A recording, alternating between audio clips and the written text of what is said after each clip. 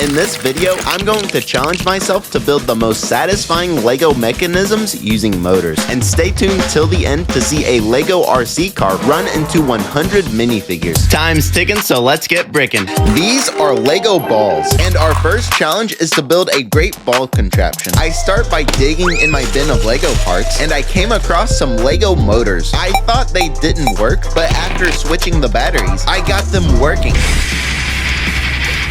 I have always been intimidated by including power functions in my builds because I am not good at technic and gearing. But let's start with a conveyor belt to pick up the balls. I first grab my technic seam, pick out these little guys, connect them into this L shape, and this will be the main structure. I find these 3 gears, attach them to the ends, and I grab these technic bricks, build a frame around it, and I need some Lego treads, and I have this technic set that has them, so I have to say goodbye. Daddy, sorry. After finding the treads, I wrap them around and I place horns in the middle to pick up the balls, and then I use red parts to cover up the ugly technic. I add this window so you can see inside. I throw some balls in the bowl, and we got this conveyor belt to pick up the balls. Oh no, come back here. Clearly, we can't have it dumping on the ground. So I pick out these long plates, grab these little cheese slopes, and place them on the top, and theoretically, the balls shouldn't fall off. I then link them together like this, and now the ball can pop out, landing back and forth on these ramps. Now we need to get the ball back to the front. So I grab more red parts, stack them together until we have this little rectangle. I add some walls on each side. I add some legs to elevate it. Build these little thingy-abobbies. I add gears underneath, but you see how they spin the same? I want the ball to travel at an S shape, so I switch up the gear ratio, and now they spin opposite of each other. I feel so smart now. Next, I extend the bridge to the ramp, then link everything together, add more balls, crank up the motor, and we got this Lego great ball contraption that goes up the conveyor belt, down these little ramps, taking a turn into this bridge of spinny things, and back into the ball pool. Not bad for my first Lego GBC. I think we can build something better. This is a little contraption I made. If you spin this axle, it allows up and down motion. You might think it uses complicated gearing to do this, but it actually uses this oval piece and gravity. Let's try to use this technique to build dancing characters. I first grab some pan plates, stack them together until I build this foundation. I grab some skinny bricks, place them all around, and build this cover for the front. I add this platform on top, and now we have this empty tan box. You might notice these technic holes on the top and sides. This is where the magic is gonna happen. I grab this long technic axle, slide it all the way through. I grab these weird shaped pieces, connect them inside. I then build this lever section. I build this clear rod, add it on top and through the hole, and I replicate it 2 more times, and now I can spin the axle and the clear rods go up and down. But now we need to add some characters. I grab my blue, red, and lime green parts, build these 3 thingy-abobbies, and I place them on top, add some facial features on each one. I give one a guitar, one a microphone, and the big blue one a saxophone. Now we need to add some legs. I thought about brick built legs or no legs at all, and I was about to panic, but that's when the idea hit me. I found my Lego string pieces, attached them underneath each bug, then I crank up the motor, and now introducing the Bug Boogie Band. First, we got Dave the guitarist, we got Juan the singer, and we got this big blue one with the saxophone.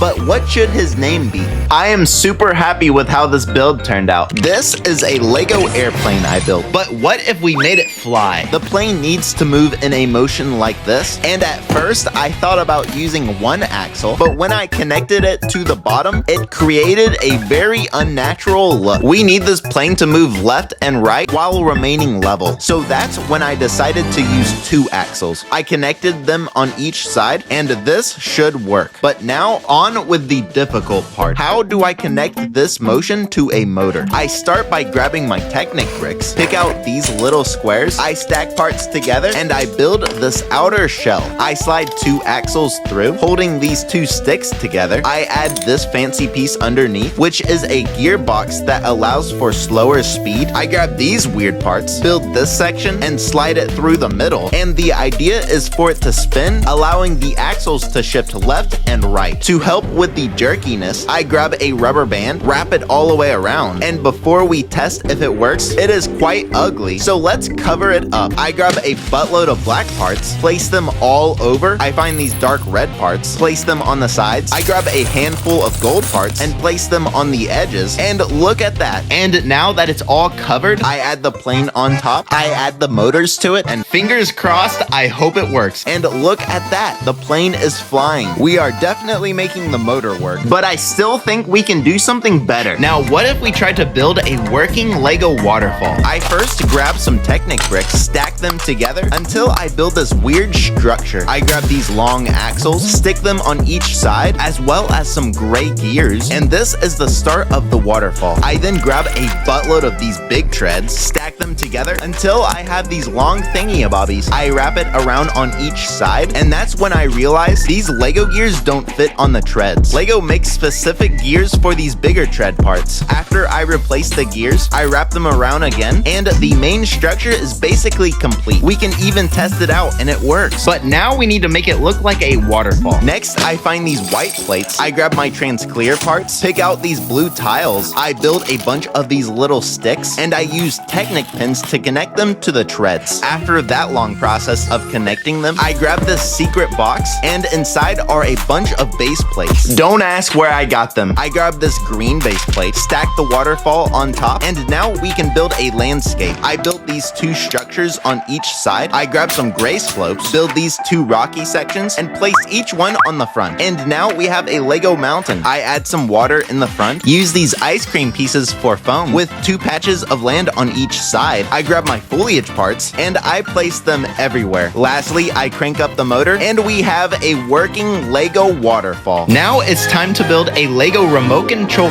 car. Because remember, we have 100 Lego minifigures to run over. This is a Lego Technic RC car. I built it a few years ago, but here's the problem. I built it, played with it, and now it's lost to the bin. Well, now we have to dig through all of our parts and rebuild it. Looking at the instructions, it uses this big computer hub. Well, that was super easy to find, as well as these little motors that connect to it. I first start picking out the parts and I connect them to the motor. After we build this Technic clump, I add these two black lift arms. Then I place the big computer hub on top. This looks like a disaster, but I'm gonna trust the instructions on this one. Oh, I forgot about these parts. They are used for shock absorbers. I grab the other motor, add parts around it, and connect it to the rest of the body, and we got the main structure of the car. Now it's time to ditch the instructions because I want to build my own car. I find these big tires, place them on each side, and let's test it out real quick. We got the remote ready. Whee! Oh my goodness, this is so fun. But now we need to cover up the ugliness. I grab a buttload of blue parts, place them on the sides, and I build these two plates, which fit perfectly on top. I grab these neon green parts, create this nice stripe, and some finishing details, and we got a working Lego RC car. Now we have 100 Lego minifigures to destroy, like Captain America, Luke Skywalker, Spider-Man, and many more. The car is in position, as well as the minifigures, and here goes nothing. Oh wow, that did a lot of damage. That literally obliterated all the minifigures. After building 5 motorized Lego builds, I definitely feel more comfortable with movement. Well, that does it for this video. Thank you guys so much for watching. Don't forget to be awesome. Bye-bye.